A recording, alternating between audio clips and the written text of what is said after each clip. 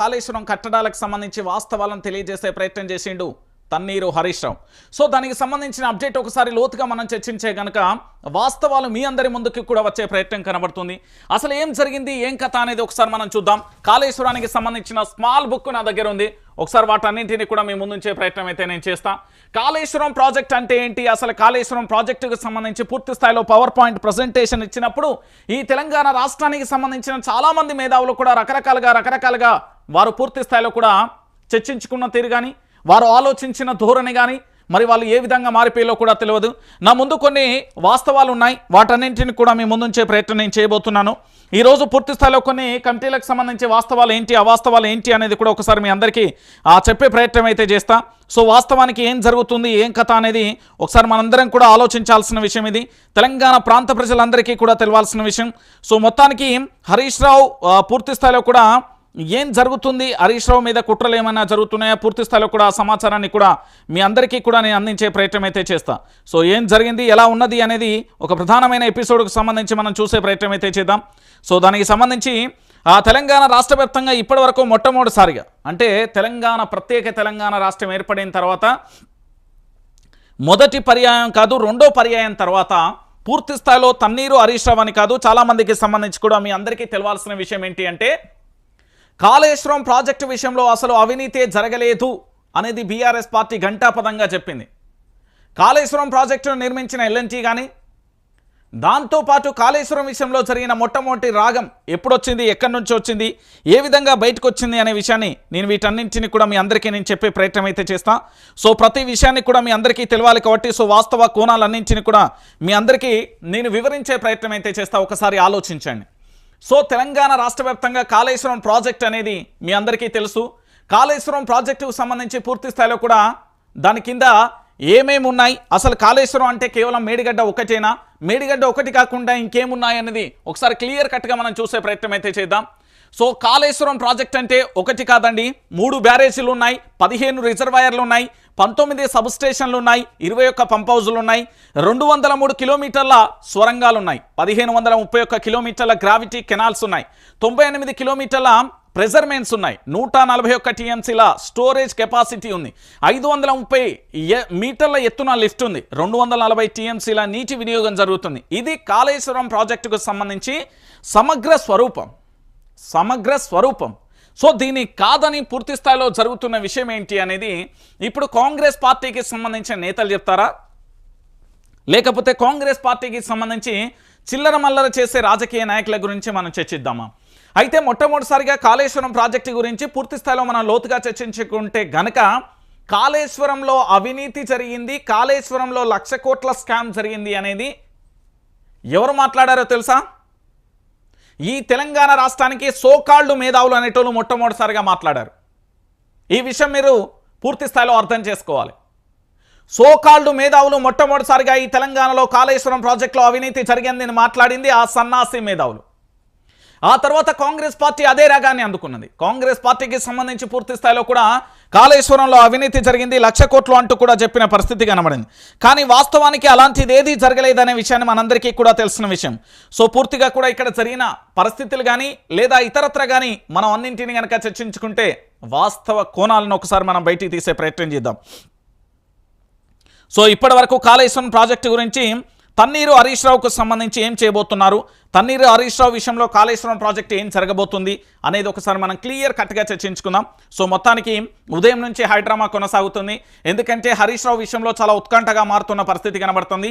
ఈ రోజు రాష్ట్ర ముఖ్యమంత్రి యనమల రేవంత్ రెడ్డి కూడా ఢిల్లీకి వెళ్తున్న పరిస్థితి అయితే కనబడుతుంది.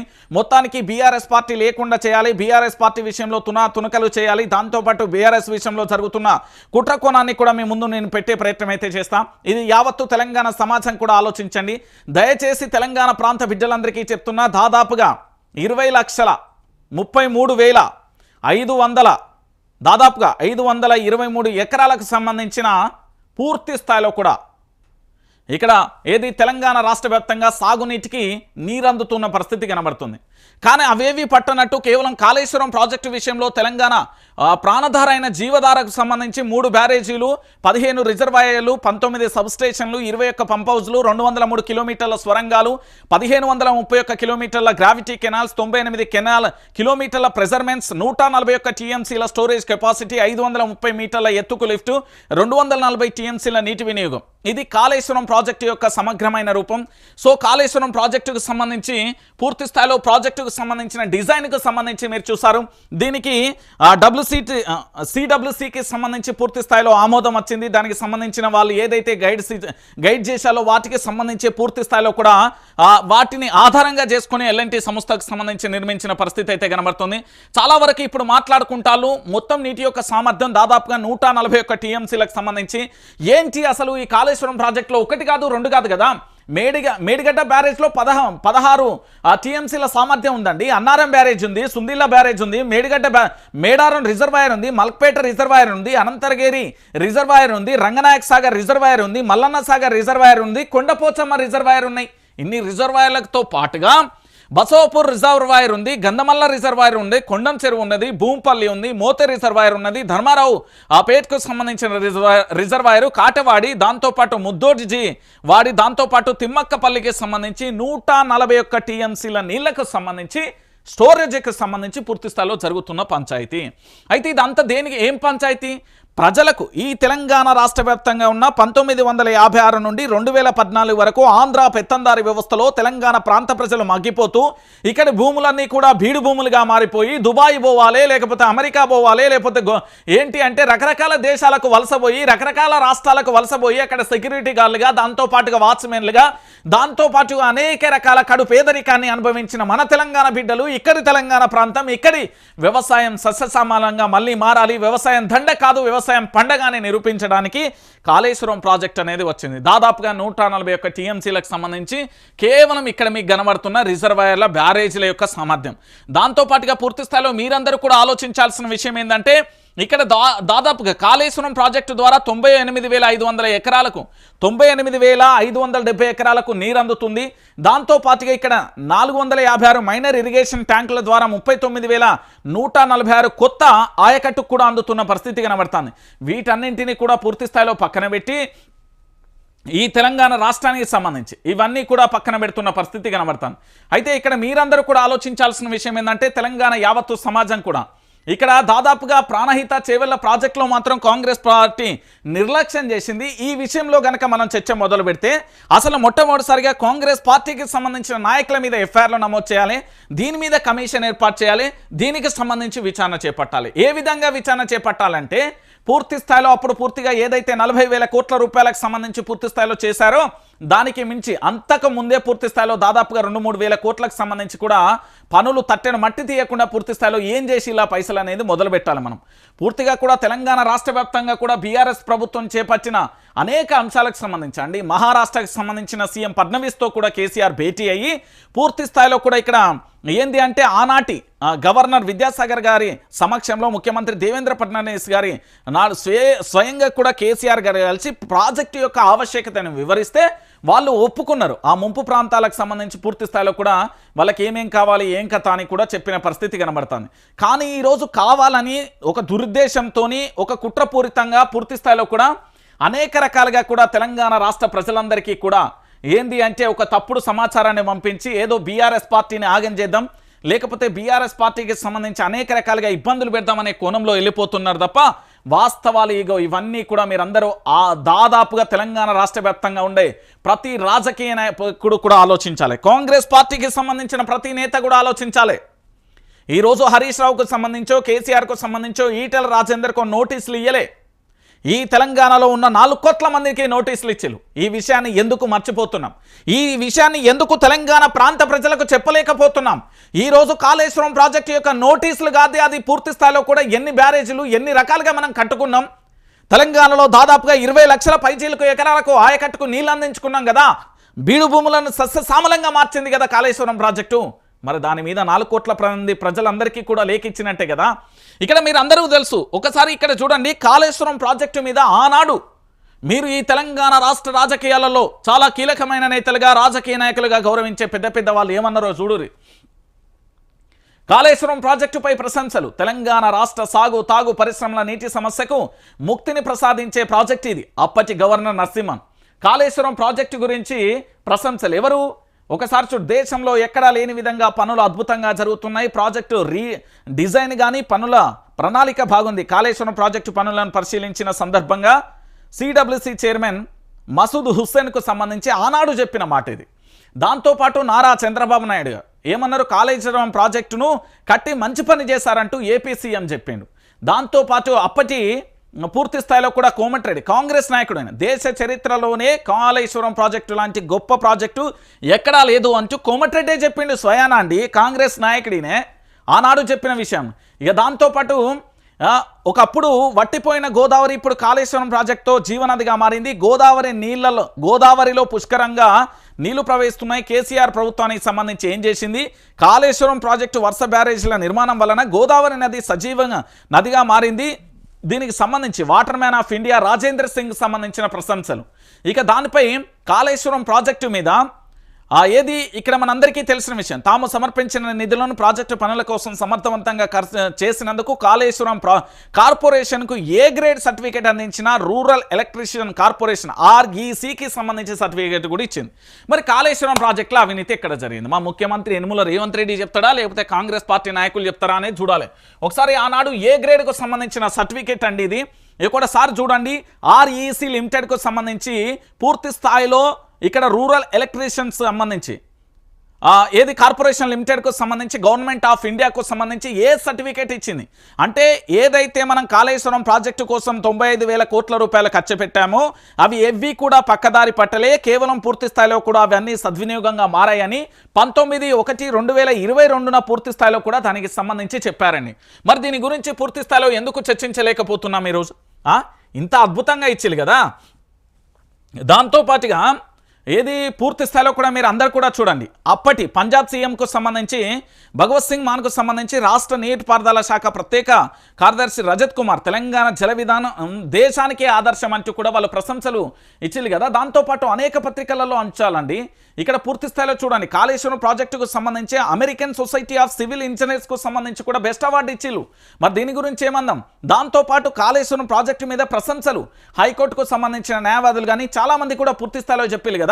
మరి కాళేశ్వరం ప్రాజెక్టు విషయంలో ఈరోజు కాంగ్రెస్ అధికారంలోకి వచ్చిన తర్వాత ఇంజనీర్లు ఇచ్చిన రిపోర్టు ప్రకారం 20 లక్షల ఎకరాలకు సంబంధించి నీళ్లు అందించినట్టుగా వెల్లడైంది కదా. దీని గురించి సంగతి ఏంది? ఒకసారి చూడండి, కాళేశ్వరం లక్ష్యం ఎంత? 37 లక్షల ఎకరాలు అంటే 18.25 లక్షల ఎకరాల ఆయకట్టుకు 18.80 లక్షల ఎకరాల స్థిరీకరణకు సంబంధించి. మరి దీని గురించి ఏం మాట్లాడట్లేదేంది? కాళేశ్వరం మీద కాంగ్రెస్ పార్టీకి సంబంధించి ఏదో ఒక పిల్లర్ కూలితే పూర్తి స్థాయిలో దుష్ప్రచారాలు చేస్తుంది. Congress party project Kaleshwaram project కుప్పకూలిందని NDSA చెప్పిందా? 1,00,000 కోట్లు కొట్టుకుపోయాయి, ప్రాజెక్టు కుప్పకూలిపోయిందని దుష్ప్రచారం పూర్తిగా అవాస్తవమని స్వయంగా NDSA చెప్పింది. తన రిపోర్ట్లో చెప్పింది. ఇది తన రిపోర్ట్లో చెప్పింది NDSAకు సంబంధించి. మరి హరీష్ రావును పూర్తి స్థాయిలో విచారణకు దేని పిలిచినట్టు?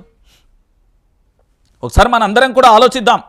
నేను వాస్తవాలే మాట్లాడతా, ఏ పార్టీకి సంబంధించి ఎవరికి భయపడేది లేదు, ఎవడు కూడా మన నెత్తి మీద ఉన్న ఎంటిక కూడా వీకలేడు. కానీ నేనేమంటున్నానంటే తెలంగాణ రాష్ట్రానికి సంబంధించి పూర్తి స్థాయిలో కూడా వాస్తవాలు తెలవాలి.